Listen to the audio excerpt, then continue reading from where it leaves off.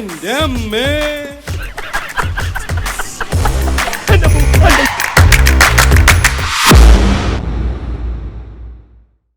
അതെ, ഒരു കാര്യം ചോദിച്ച സത്യം പറയൂ. ജോസ് എന്നാണ് പേര്? അല്ല, 12-ാം വയസ്സിൽ ഒളിച്ചോടിപ്പോ ഒരു ചേട്ടൻ എനിക്കുണ്ടായിരുന്നേ. ഇപ്പൊ ഏതാണ്ട് ഈ പ്രായം കാണും. ആ ചേട്ടനാണോ ഈ ചേട്ടനെന്നറിയാൻ വേണ്ടി ചോദിച്ചതാ. എന്തൊന്നും പറയാത്തത്? ഭക്ഷണകാര്യത്തെ കുറിച്ച് സംസാരിക്കുമ്പോ മാത്രമേ വാ തുറക്കൊള്ളുന്നുണ്ടോ? മറ്റെന്തെങ്കിലും കൂടി പറയൂ. ഉച്ചയ്ക്ക് ചോറ് അവിടെ കിട്ടും. ഞാൻ ചോദിച്ചതിന് മറുപടി പറഞ്ഞില്ല കേട്ടോ. ഇതെന്റെ ജോസേട്ടനാണോന്ന്. ഇനി അങ്ങനെ അല്ലെങ്കിൽ കൂടി ഞാൻ അങ്ങനെ കണ്ടുപോയി. ഇന്ന് മുതൽ ഇതാണ് എന്റെ ജോസേട്ടൻ. അല്ല, എവിടെ പോണു? ഒരു പണി കിട്ടുമോ നോക്കണം. പിന്നെ പണിയിട്ടം ബെസ്റ്റ് നാടല്ലേ ഇത്? എനിക്ക് ഇടയ്ക്കിടയ്ക്ക് പണിയിട്ടണതാ ജോലി. ഇവിടെ ജീവിക്കാൻ തന്നെ ജോലിയുടെ ആവശ്യമൊന്നുമില്ല. ഞാനിപ്പോ ജോലി എടുത്തിട്ടാണ് ഇവിടെ ജീവിക്കുന്നത്. നമുക്ക് നമ്മുടെ വീട്ടിലേക്ക് പോവാം.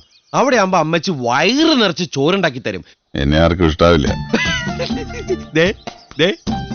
എന്നെ ആർക്കെല്ലാം ഇഷ്ടമായിട്ടാണ് ഞാനവിടെ താമസിക്കുന്നത്. മോനായി പോയില്ലേ? ഒരഡ്ജസ്റ്റ്മെന്റിൽ മുട്ട കടിച്ചിട്ട് അവർക്ക് പറ്റിപ്പോയില്ലേ? ജോസേട്ടൻ എല്ലാവർക്കും ഇഷ്ടാവും. ഇഷ്ടപ്പെട്ടില്ലെങ്കിൽ ഞാൻ ഇഷ്ടപ്പെടുത്തും. ജോസേട്ടാ വാ. വാ ജോസേട്ടാ. എത്രയോ ജന്മമായി നിന്നെ ഞാൻ അന്വേഷിക്കണു. നീ എന്തൊക്കെ പറഞ്ഞാലും ഊരും പേരും അറിയാത്ത ഒരാളെ ഇവിടെ താമസിപ്പിക്കാൻ പറ്റുകയില്ല. അയാളിപ്പോ ഇട്ടിച്ചന്റെ മക്കളെ മുഴുവൻ തോപ്പിക്കുമെന്ന് പറഞ്ഞാലും വേണ്ട.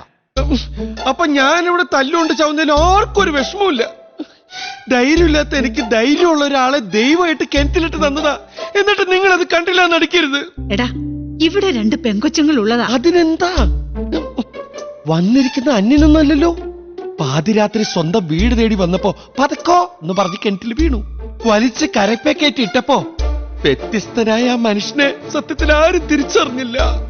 ഞെട്ടിപ്പിക്കുന്ന നഗ്ന സത്യ ഞാൻ വഴിയിൽ വെച്ചറിഞ്ഞത്. നീ എന്തൊക്കെ പറയുന്നേ? അപ്പനും അമ്മച്ചിയും ആ മുഖത്തേക്കൊന്ന് സൂക്ഷിച്ചു നോക്കിയേ. 18 കൊല്ലം മുമ്പ് ഒളിച്ചോടിപ്പോയ എന്റെ ജോസേട്ടനത്. എന്റെ ജോസേട്ടൻ. പണ്ടും ജോസേട്ടൻ ആ പാത്രത്തിന്റെ ഊട്ടേ കൂടി സൂര്യനെ നോക്കായിരുന്നു.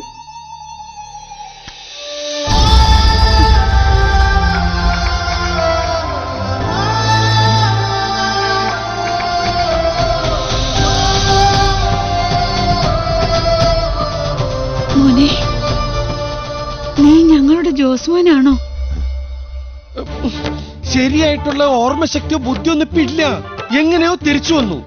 കൂടുതലൊന്നും ചോദിക്കല്ലേ, പിണങ്ങിറങ്ങി പോട്ടോ. സുഖമില്ലാത്ത കുട്ടിയത്. ജോസിന്റെ വലത് കൈമുട്ടിന് മുകളിലായിട്ട് ഒരു കാക്കപ്പുള്ളി ഉണ്ടായിരുന്നു. ഒന്ന് കാണട്ടെ.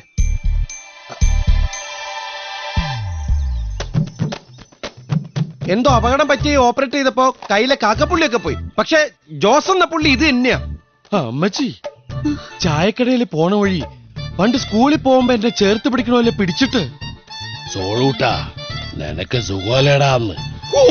എന്റെ നെഞ്ചൊന്ന് മിന്നി അമ്മച്ചി. മോനെ, നീ ഞങ്ങളുടെ ജോസ്മൻ തന്നെയാണോ?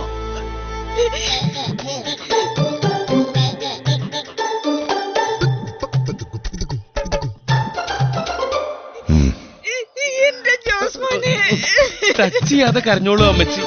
ദേഹം മുഴുവൻ അഴുക്ക. ഇവിടെ ചാരി അമ്മച്ചി. അതേടെ മക്കളെ, വന്നല്ലോടാ നമ്മുടെ പൊന്നേട്ടൻ. മക്കളെ വാ. പരസ്യമായിട്ട് നമ്മുടെ പിള്ളേരെ തല്ലി ചതച്ചിട്ടും അപ്പച്ചൻ എങ്ങനെയാ അടങ്ങിയിരിക്കാൻ കഴിയുന്നേ? മോനെ ജോണിക്കുട്ടി, ഈ തല്ല് കൊടുക്കുന്നവർ അറിഞ്ഞിരിക്കേണ്ട ഒരു പാടുണ്ട്. ഇത് മറ്റുള്ളവർക്ക് കൊടുക്കാൻ വേണ്ടി മാത്രം സൃഷ്ടിച്ചിട്ടുള്ളൊരു സാധനമല്ല. ഇത് ഇടയ്ക്കൊക്കെ ഇങ്ങോട്ടും കിട്ടാനുള്ള ഒരു സാധനം കൂടിയാണ്. അത് നിന്റെ അനുജന്മാര് ഇഷ്ടം പോലെ വാങ്ങിക്കൂട്ടി. എന്നാലും എന്റെ അളിയ, പിള്ളേരെ തല്ലി ചതച്ചതോ പോട്ടെ, ഇവന്റെ ഡിക്കിയിൽ ഇവരെ തിളച്ച വെള്ളം ഒഴിച്ചില്ലയോ? ആരും അറിയണ്ട. ഇവന്റെ മാരേജ് ലൈഫ് ഇനി എന്തോ ആകും. വന്നിരിക്കുന്നവൻ ആ കുഞ്ഞാടിന്റെ ചോരയല്ലേ, പകയുണ്ടാവും. ചെറുപ്പത്തിലെ അവൻ കുഴപ്പക്കാരനായിരുന്നു, സൂക്ഷിക്കണം. ആ സമയത്ത് ഞാനില്ലാതെ പോയതാ കഷ്ടായി പോയത്. ഭാഗ്യമായി പോയെന്ന് പറ. ഉണ്ടായിരുന്നെങ്കിൽ നിനക്കും കിട്ടിയേനെ. അമ്മയുടെ ആങ്ങളെയാണെന്ന് ഞാൻ നോക്കില്ല. അടങ്ങ് നീയും കൂടി തോറ്റാ നമ്മുടെ മാനം പോവും. മക്കളെ അക്രമത്തിന് വിടുമ്പോഴും അവരുടെ എണ്ണം കുറയാതെ നോക്കേണ്ടത് ഒരു അപ്പന്റെ കടമയാ. അതുകൊണ്ട് പറഞ്ഞതാ. കേട്ടിടത്തോളം വന്നിരിക്കുന്നവൻ ഒരു സാത്താന്റെ ജന്മമാ.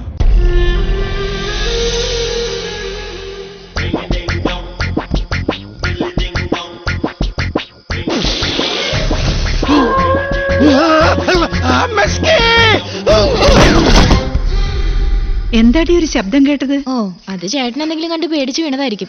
അമ്മച്ചി, ഈ ചേട്ടൻ എന്താ ഇങ്ങനെ പേടിത്തൂരായി പോയത്? ആ ഇവൻ ഇന്നെന്താണാവോ കണ്ടത്? എന്താ മോനെ? കാറ്റുള്ള ബുദ്ധിക്ക് ചെറിയ തകരാറുണ്ടോ എന്ന് സംശയം. കാറ്റ് കൊണ്ടത് മതി. മോൻ ഇങ്ങോട്ട് വന്ന് കിടക്കാൻ നോക്കൂ. ചേട്ടാ ചേട്ടാ ചേട്ടാ.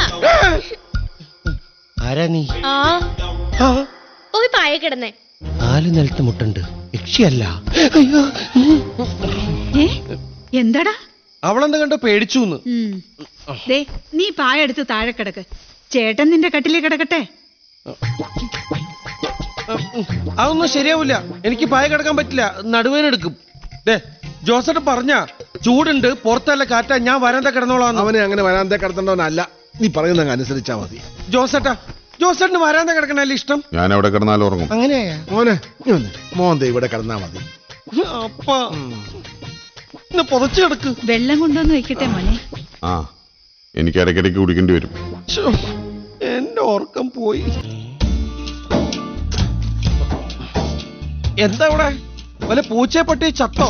ഓ, നിന്റെ അറിവില് പറമ്പില് കുഴി കുത്തുന്നത് അതിനു വേണ്ടി മാത്രമാണല്ലോ. നിന്നോടൊന്നും നടാൻ പറഞ്ഞിട്ട് കേട്ടായിരുന്നു. എന്റെ മോൻ പറയാതെ തന്നെ ചെയ്ത് കണ്ടോ? അത്രയ്ക്ക് ആഴത്തിൽ കുത്തണ്ട മോനെ.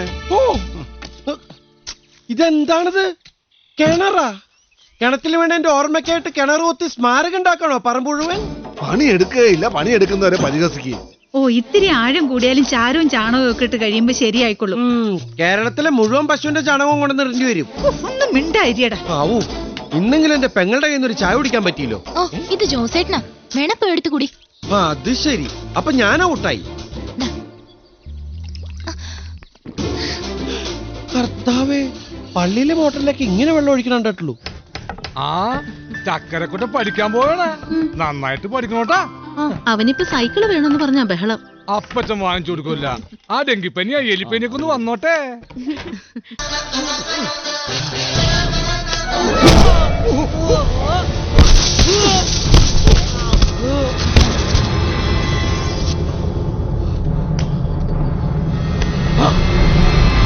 ജോസേട്ടാ വേണ്ട, എടുക്കണ്ട.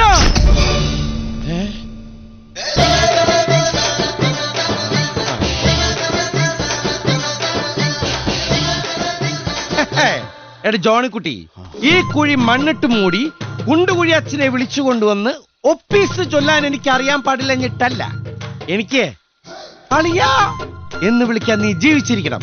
അതുകൊണ്ടാണ് ഞാൻ നിന്നെ കൊല്ലാതെ വിടുന്നത്. കേറ്, പോയിക്കോ, ഉള്ള ജീവനോട് എന്നെ പറമ്പിന്ന് പോ.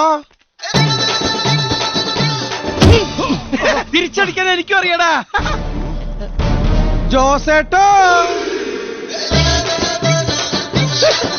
പോടാ പോടാ, മാതോളക്ക് കൊമ്പനാടാ ഞാൻ. വീട്ടിൽ കയറി പോടാ. എങ്ങനെ? ആ